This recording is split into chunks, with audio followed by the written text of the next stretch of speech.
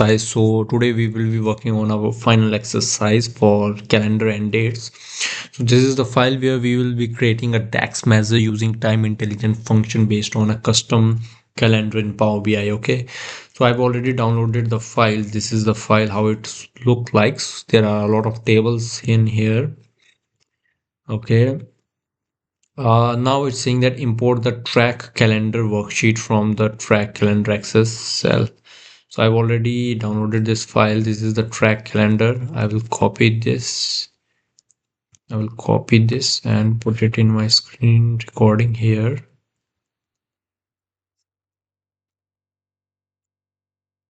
Paste. The name is track calendar. I will go here, click on this and track calendar, open.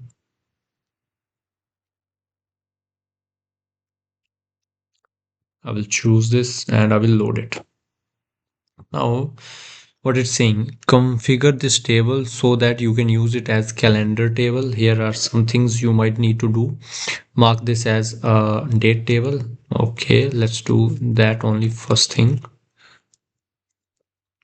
So I have loaded the track calendar. I'm marking it as date table where we will be using key as the date, right?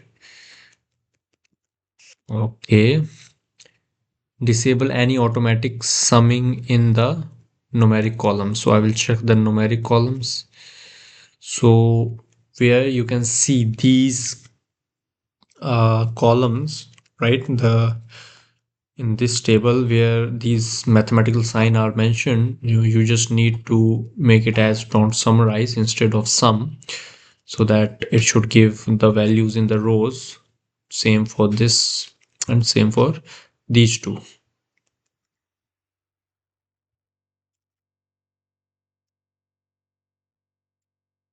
Right, so second step is also done. Sort the month and the week by appropriate columns. So in the table view we'll be going on here and I will be sorting this by the month number. Do we have month number? Yeah, this.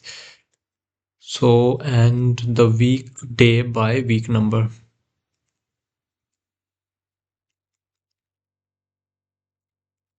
So these things are sorted now.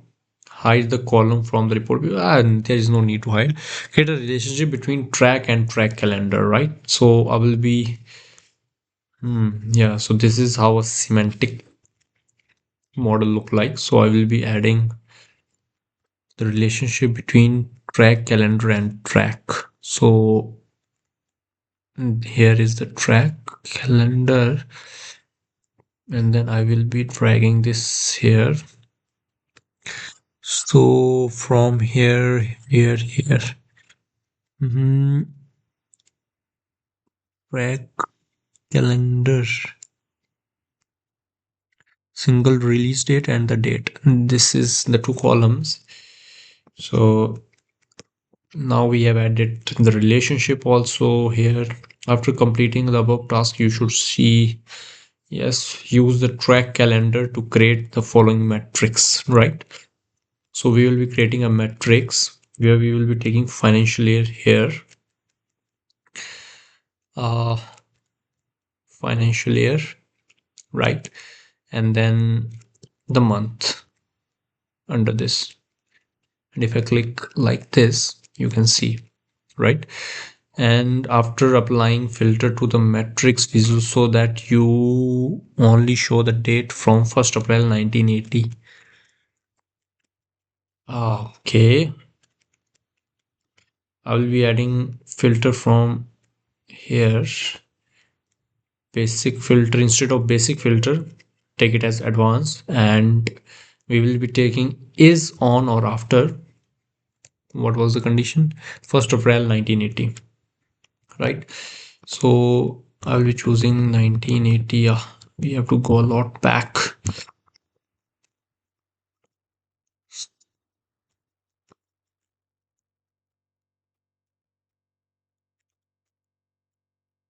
First of April 1980. Apply. Now here if you will see, after this applying filter, we will only see 1980s. Yeah, you can see here. And then we will be adding these count of tracks, count of top 10. So let's take the measures. Count of track, top 10, top 1.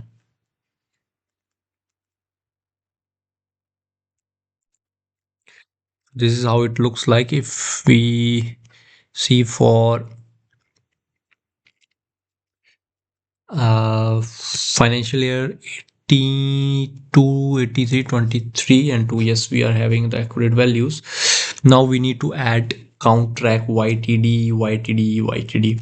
So working on these YTD, you already know with my previous video how you take the YTD. You can take total YTD and then so let's just perform one example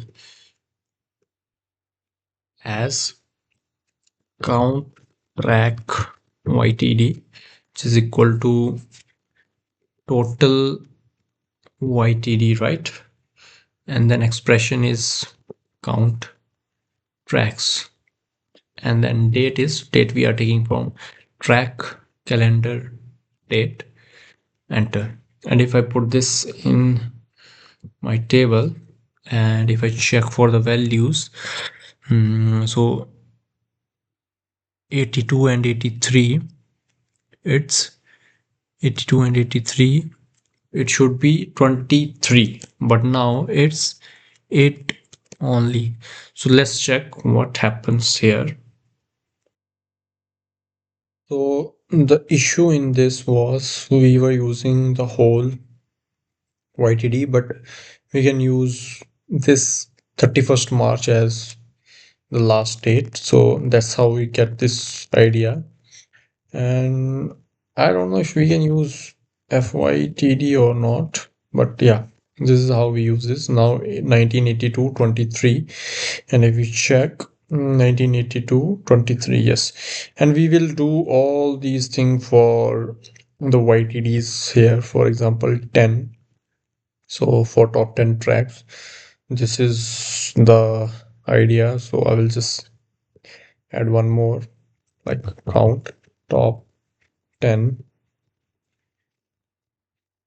YTD. I will be taking total YTD as count of top 10 tracks, right? And then date filter would be track calendar track date.